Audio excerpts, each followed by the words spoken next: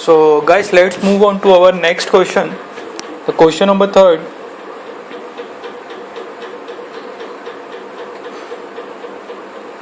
Anchor investor. Guys, anchor investment means बड़े investors को guys anchor investor बोलेंगे. तो देखते हैं एंकर इन्वेस्टर के बारे में क्या बोलता है वो. गाइस, मैं आपको एक बार इसका पहले आइडिया देता हूँ. What do you mean, what does the anchor investor means and how they are, you know that how they invest in a particular public issue. Guys, होता क्या है कि हमारे को कुछ लिमिटेशंस होती हैं. जैसे एक पब्लिक इशू निकाल रहे हैं हम, ठीक है, तो उसका मान लो कुछ पर्टिकुलर परसेंटेज हमारे को इस बंदे को, जैसे कि QIBs को देना पड़ता है, क्वालिफाइड इंस्टीट्यूशनल बायर्स को. कुछ पोर्शन हमारे को रिटेल इन्वेस्टर्स के लिए रखना पड़ता है. कुछ पोर्शन हमारे को किसी अदर्स के लिए रखना पड़ता है. तो गाइस, ऐसे ही जो कुछ पोर्शन हम जो QIBs के लिए रखते हैं, मैं यहाँ पे लिख ही देता हूँ. Public issue specified percentage for QIBs. तो QIBs में गाइस एंकर इन्वेस्टर भी आते हैं. So it includes anchor investor. Guys, होता क्या है, अगर किसी में आपको प्रैक्टिकल एग्जांपल बताता हूँ. कलकत्ता में गाइस एक अम्यूजमेंट पार्क है, निको पार्क. जो कलकत्ता के व्यूअर्स हैं उनको पता होगा, एक निको पार्क है, निको park. It's an amusement park, guys. And it take around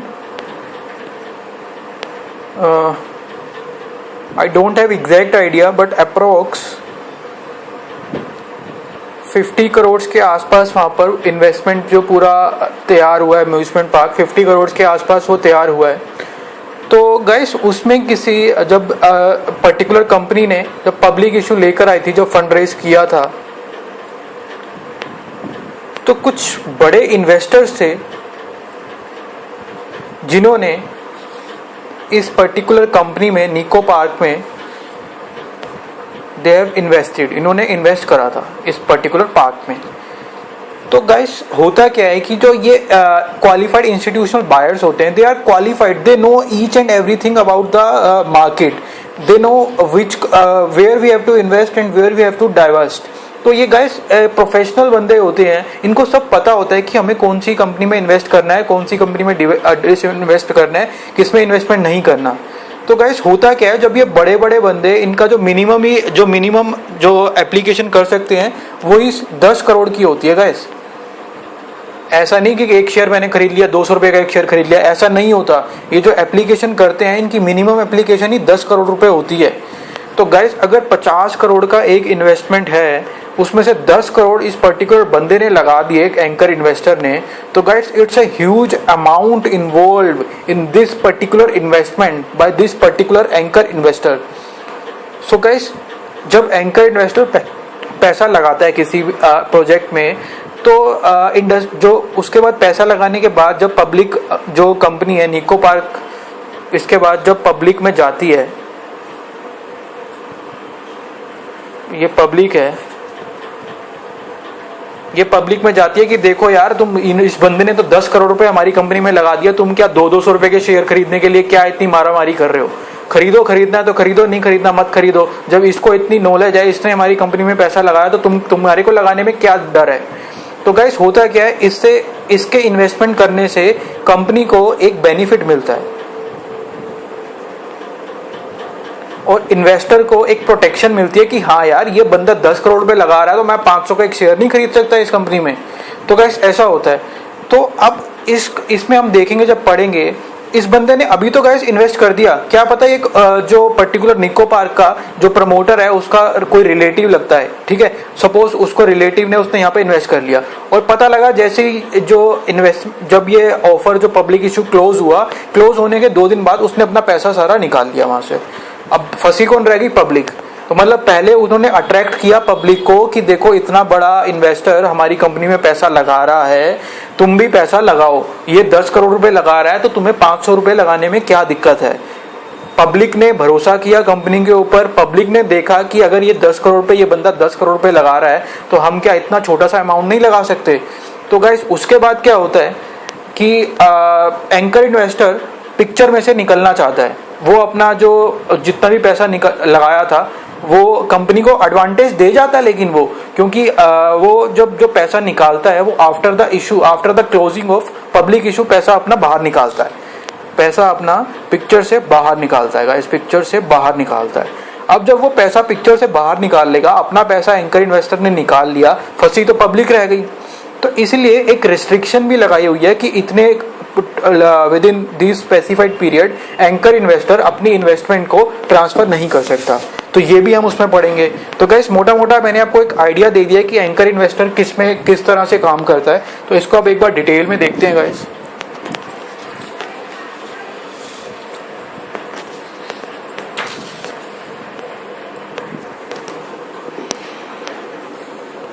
First point is an anchor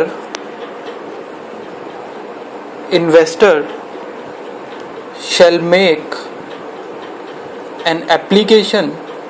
An anchor investor shall make an application of an amount at least 10 crore. ठीक है guys, first point. Second point में वो हमें बोलता है कि allocation to anchor investor should be on discretionary basis. जो anchor investor को जो हम एलोकेट करते हैं वो कंपनी की मर्जी होती है, चाहे वो कंपनी करना चाहे तो कर सकती है और नहीं करना चाहे तो वो नहीं भी कर सकती, कोई कंपल्सन नहीं है। फिर इसमें वो बताता है कि मिनिमम एंकर इन्वेस्टर कितने होने चाहिए। If the public issue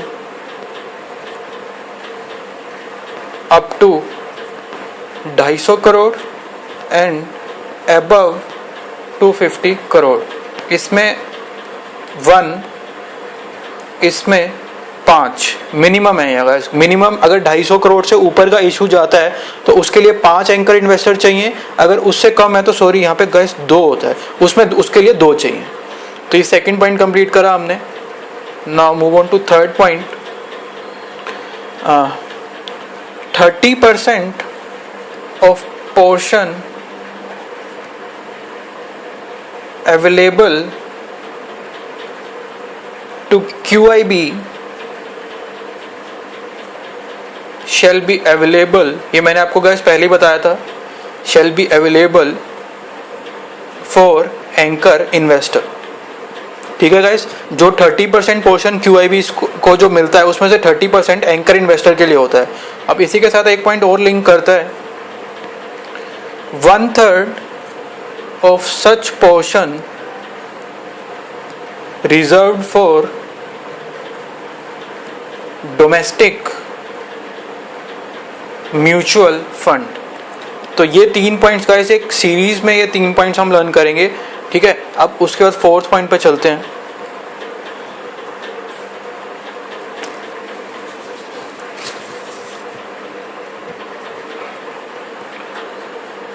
Now the fourth point is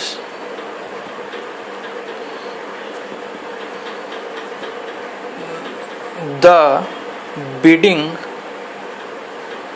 for anchor investor opens one day before the opening date of issue. Guys इनको एक दिन पहले ही बिडिंग करने के लिए दे दिया जाता है। Second point is 25% margin to be deposited with the application and the balance within 2 days of closure of issue. ठीक है गाइस, 25% मार्जिन इनको उसी टाइम जिस टाइम एप्लीकेशन लगा रहे होते हैं उस टाइम वहाँ डिपॉजिट करवानी होती है, और बाकी जो मार्जिन है वो 2 दिन के अंदर अंदर इनको सबमिट करवानी पड़ती है. इससे पॉइंट लिंक करता है, चेन बन रही है. Company shall disclose quantity and price at which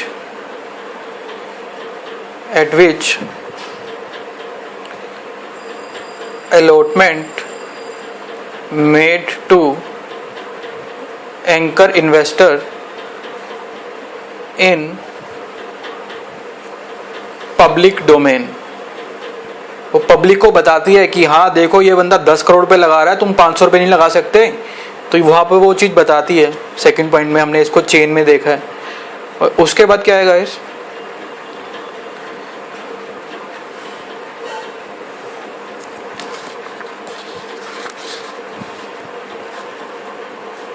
if the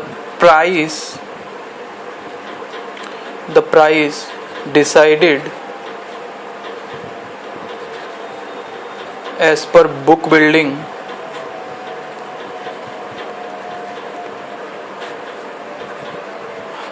higher or lower, at which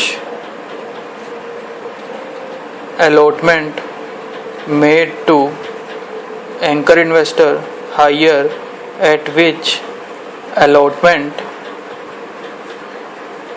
made to anchor investor. अगर प्राइस हायर है तो गाइस कुछ नहीं होगा, तो मतलब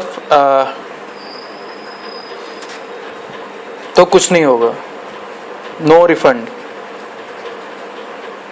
सॉरी अगर गाइस प्राइस हायर है at which allotment made to anchor, if the price decided at book building higher than the price at which allotment made to anchor investor, उस केस में anchor investor has to pay the remaining the difference of price. Anchor investor को pay करना पड़ेगा. In case अगर lower है तो lower case में no refund.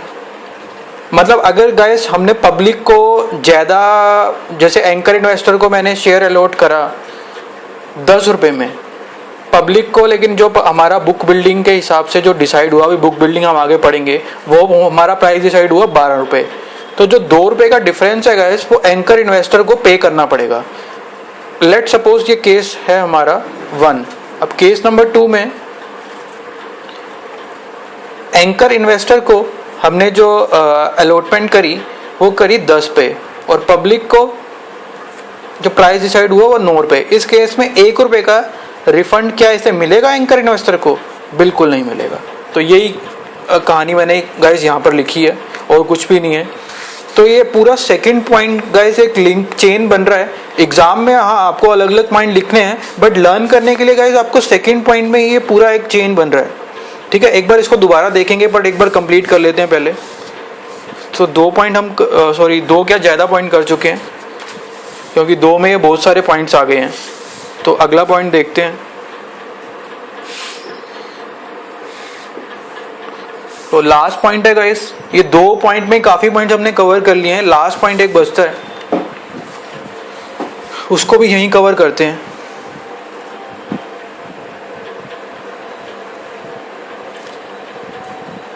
Point number 3, मैं गाइस आपको बात कर रहा था ना उनको रिस्ट्रिक्शंस होती है ट्रांसफर करने के लिए, तो इंपॉर्टेंट पॉइंट है ये. Lock in period of 30 days on the shares allotted to anchor investor. 30 दिन का गाइस लॉक इन पीरियड होता है, उसके क्लोजिंग डेट के 30 दिन के अंदर अंदर वो पैसा अपना विड्रॉ नहीं कर सकते। तो गाइस ये हमने एंकर इन्वेस्टर भी यहाँ पर अपना ख़त्म करा। तो एक बार देख लेते हैं फटाफट से।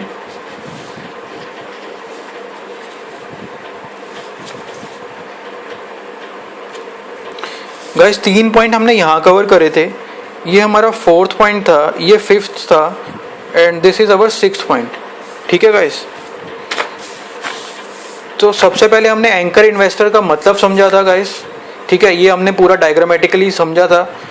फिर उसके बाद हमने फर्स्ट प्रोसेस में एंकर इन्वेस्टर चलता कैसे है, उसके बाद उसमें फर्स्ट पॉइंट हमने करा था an anchor investor shall make an application of an amount at least 10 crore, कि 10 करोड़ की वो एप्लीकेशन एटलीस्ट मतलब मिनिमम एप्लीकेशन 10 करोड़ की देता है। सेकंड पॉइंट में हमने देखा था a allocation to investor shall be on discretionary basis, company की मर्जी है, अगर वो देना चाहे तो दे सकती है एंकर इन्वेस्टर को, नहीं देना चाहे तो नहीं दे सकती। लेकिन minimum anchor investor in case public issue is up to 250 crore, then there must be 2 anchor investors, and in case if the public issue is above 250 crores then there must be 5 anchor investors.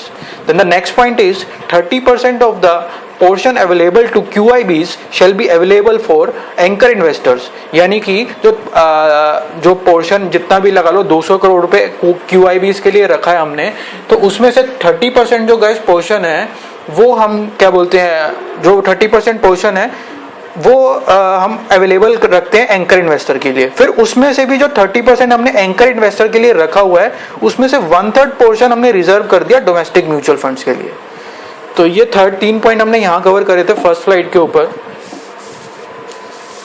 फिर उसके बाद हमने देखा 4th point कि तो bidding जो anchor investor के लिए है it should be open 1 day before the opening date of the issue. Bidding जो है 1 दिन पहले ही शुरू हो जाती है और 25% मार्जिन एप्लीकेशन के साथ देनी पड़ती है और बाकी 2 दिन के अंदर अंदर देनी पड़ती है। और उसमें कंपनी डिस्क्लोज करती है क्वांटिटी और प्राइस, कि कितना क्वांटिटी खरीदी है एंकर इन्वेस्टर ने, किस प्राइस पे उसको अलॉटमेंट करी है, वो पब्लिक डोमेन में रख देती है उस इन्फॉर्मेशन को। इसका यूज मैंने आपको बता दिया, कंपनी को बेनिफिट इसका बहुत ज्यादा होता है, इन्वेस्टर्स को भी कहीं ना कहीं बेनिफिट होता है, उनको एक ट्रस्ट वर्दीनेस मिलता है कि हाँ इस बंदे ने 10 करोड़ लगाया तो मैं भी 500 रुपये लगा सकता हूँ। तो उसके बाद क्या है, price decided at book band, अगर हायर प्राइस है जो बुक बिल्डिंग से डिसाइड हुआ है तो उसको बैलेंस पे करना पड़ेगा, अगर लोअर है तो उस केस में रिफंड उसको नहीं होगा। And the last point is restriction, 30 दिन की रेस्ट्रिक्शन है, वो अपना पैसा विड्रॉ नहीं कर सकता। तो इसी के साथ गाइस हमारा एंकर इन्वेस्टर भी खत्म होता है।